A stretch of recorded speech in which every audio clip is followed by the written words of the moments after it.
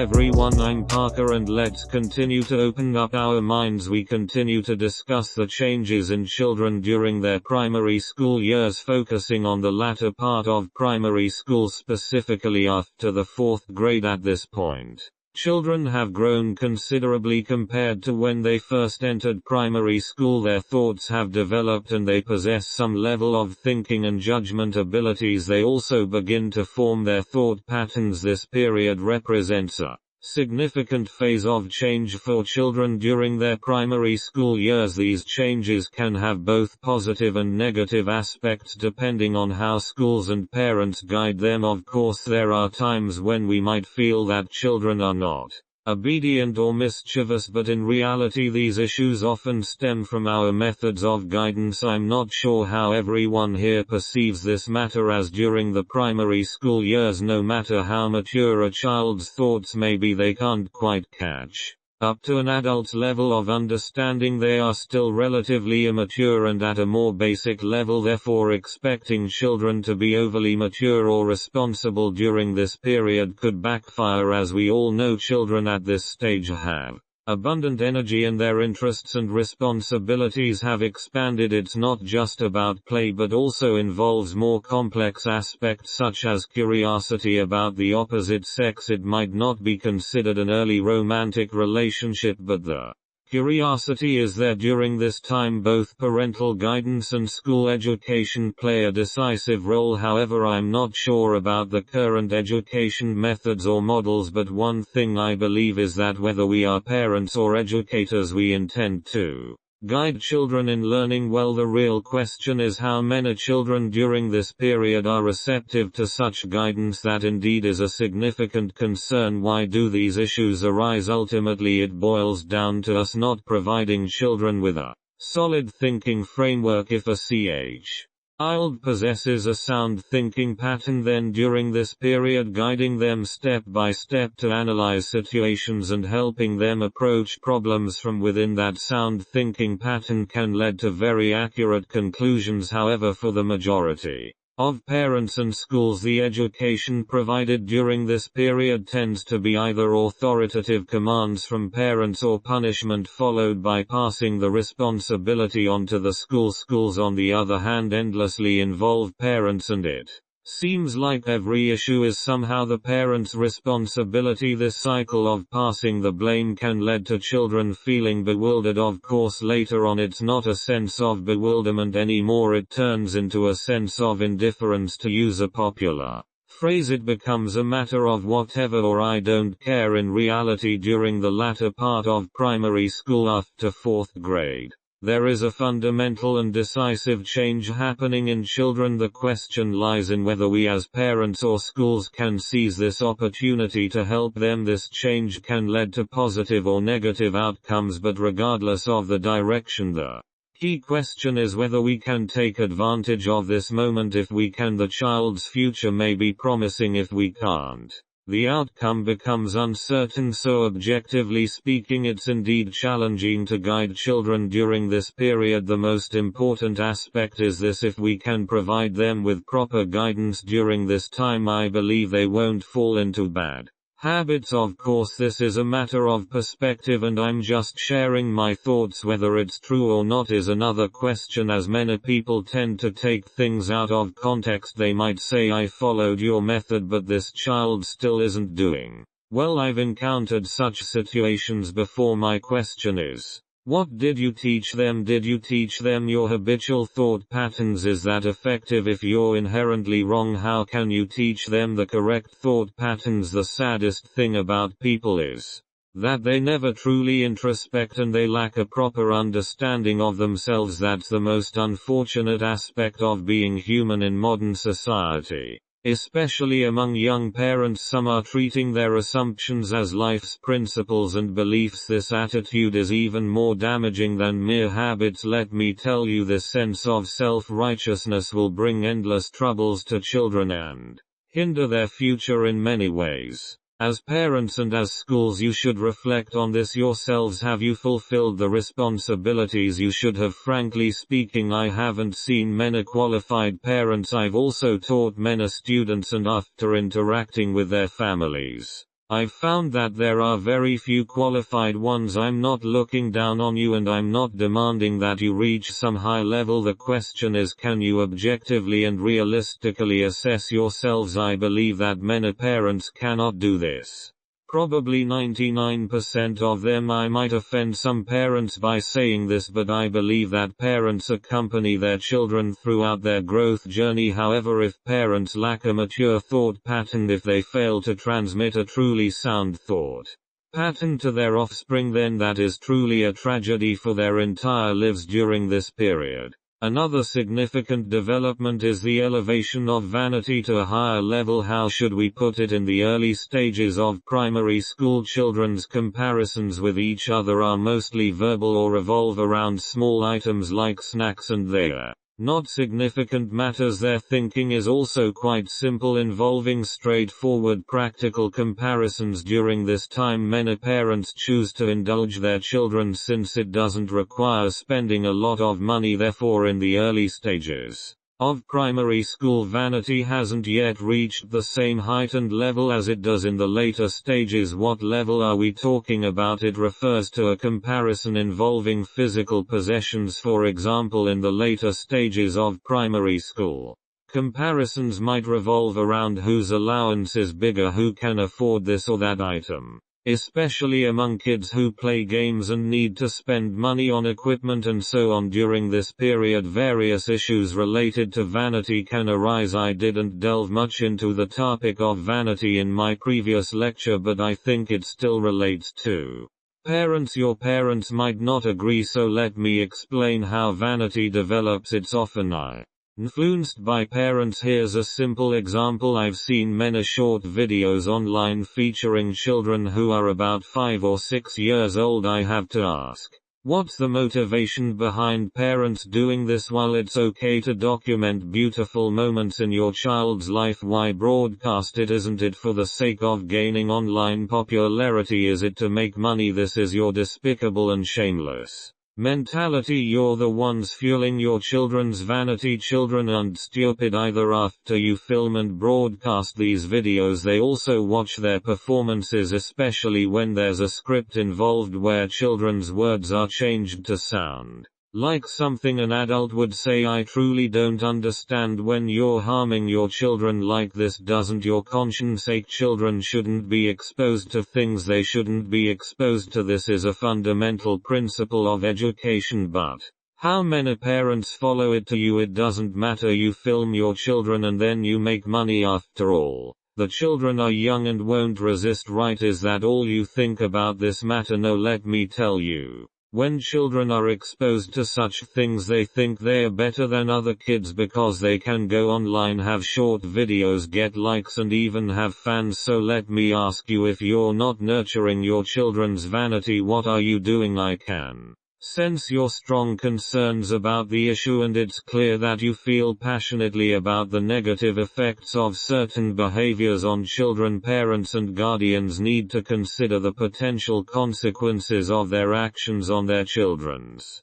development and well-being. Responsible and mindful parenting is crucial in shaping a child's values, behaviors and attitudes. If you have any specific questions or if there's a particular aspect of this issue you would like to discuss further, please feel free to let me know, and I'll do my best to provide information and insights. As children enter the later stages of elementary school, their vanity and comparison tendencies can become quite alarming. This can lead to phenomena such as school bullying and the emergence of school bullies. Why does this happen? It's because their vanity and the need to compare themselves to others intensify. In the later years of elementary school, we may observe the manifestation of troubling behaviors like bullying, which may arise from a variety of reasons, including financial constraints when children's resources are insufficient, such as pocket money being inadequate or not provided by their families. They might resort to targeting younger students as a way to cope with their situation. During this period, the speed at which children develop negative behaviors can indeed escalate rapidly, much like a rocket's ascent. These issues primarily arise from a lack of proper education. Children who engage in bullying and mistreat their peers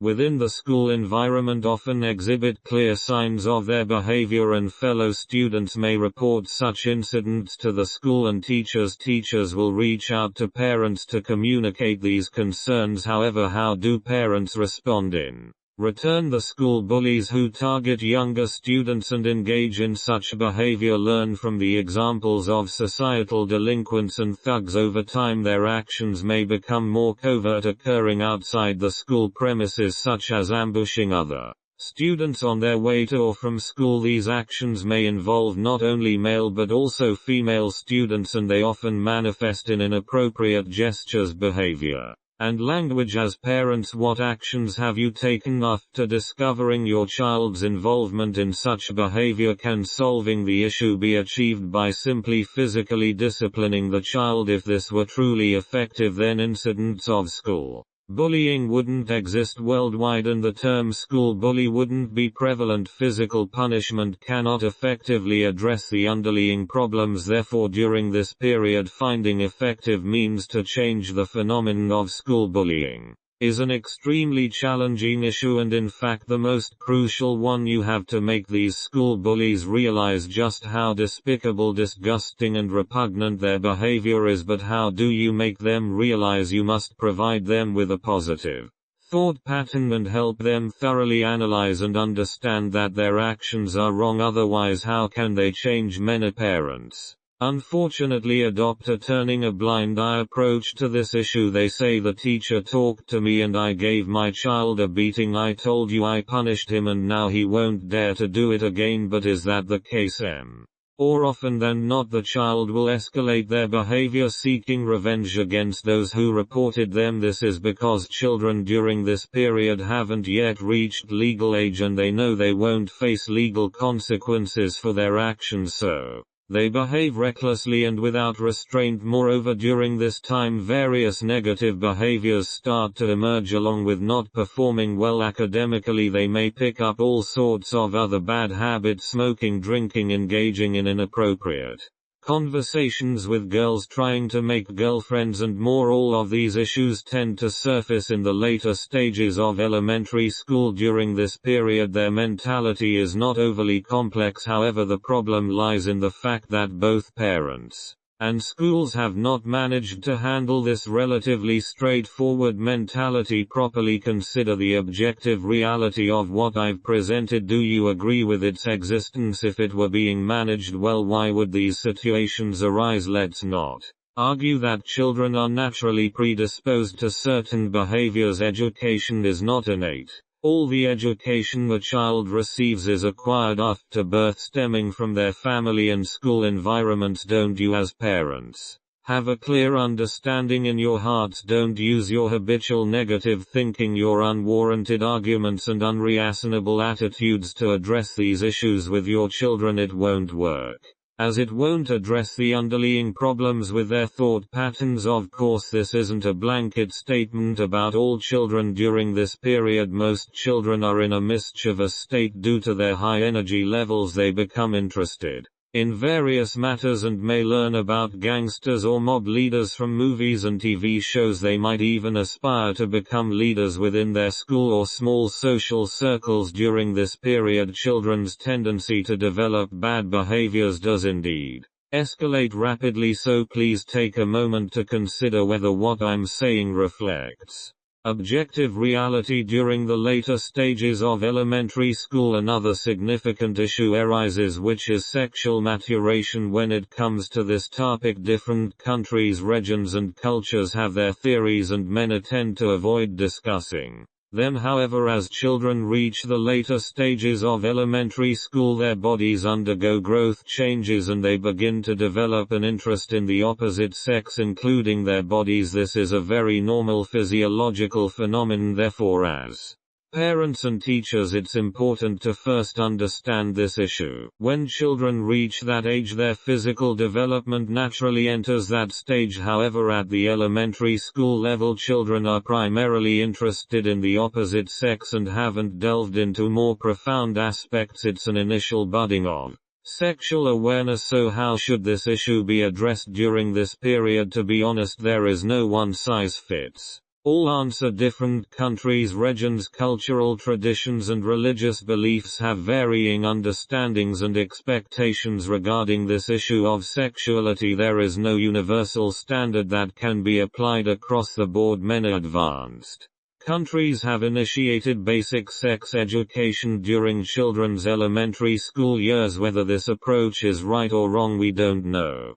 and we can't make a definitive judgment on it, therefore it's a subjective matter. I'm unsure how to elaborate on this issue, but it is an objective reality that as children reach this age, their natural development and growth cannot be suppressed. It's unrealistic to try to inhibit it, so at this time it's not only a period of physiological changes for children but also a psychological transformation that many people might not realize. Actually, during the phase of sexual maturation there are significant psychological shifts. If parents and schools can take note of this and provide proper guidance and education during this period, it might lead to not only behavioral and linguistic changes but also substantial psychological transformations. The effectiveness of such changes, whether positive or negative, lies in how we guide them in terms of direction and approach, providing them with the right thought patterns. I've seen some countries and regions where around the age of 10 they start segregating schools by gender, girls in one school and boys in another. They claim that this reduces the fantasies between genders as they won't see each other as much, allowing them to focus on their studies. But does it truly work? It's unlikely, because they still have plenty of free time outside of school. They go home after school, they see their opposite sex classmates on the way, and they might still interact and have contact. Relying solely on such separation might not be effective in my opinion. Indeed, in many parts of the world there are varying cultural, traditional and religious beliefs regarding discussions about sex. It's often considered a taboo topic and isn't openly addressed, with restrictions on educational materials, articles and magazines related to sex education. However, avoiding the topic doesn't mean the issue disappears. This approach could potentially lead to distorted and unhealthy psychological perceptions among children when it comes to the specifics of how to proceed. I can only provide a reference standard, to each their own depending on your region, cultural traditions and beliefs. You should provide children with appropriate guidance about how to behave around the opposite sex and how to approach this topic. You need to consider what is considered appropriate behavior and how to handle this issue based on your specific cultural context. This might involve having private discussions and providing sex education tailored to your child's needs. A significant portion of responsibility for these matters often lies with both schools and parents. Of course, societal influences and propaganda can also contribute to negative directions, and everyone must recognize this. We shouldn't allow them to be solely guided by the influences of society. I won't delve into this topic extensively here, as it's merely a current state of affairs and only represents an early stage. As students progress to junior high school and beyond, these issues may become more pronounced, and we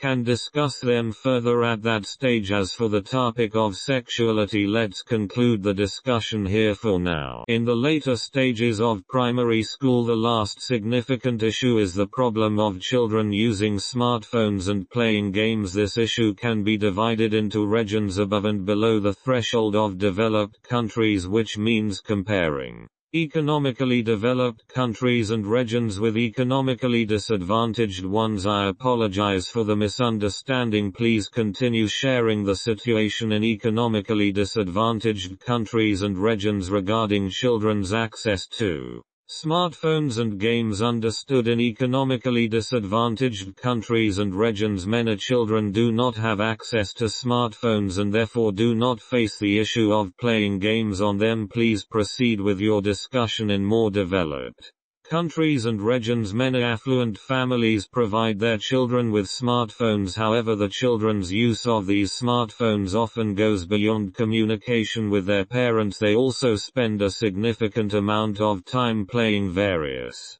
Types of games on their phones. Children in the later stages of elementary school often become deeply immersed in smartphone games, which is a highly concerning issue. The reasons for this gaming addiction are multifaceted. Objectively speaking, these children possess abundant energy and curiosity yet lack effective outlets. Both their physical and physiological conditions are undergoing development and maturation, leading them to perceive the virtual world of smartphone games as a means of release or a self-perceived solution. Many children, due to poor academic performance, also have a strong connection with smartphones and these games. If your child owns a smartphone, you can observe whether they spend the majority of their free time playing on it. In some severe cases, children might even bring their phones to school and play games during class. They tend to play whenever they have a chance and may also boast about their gaming skills,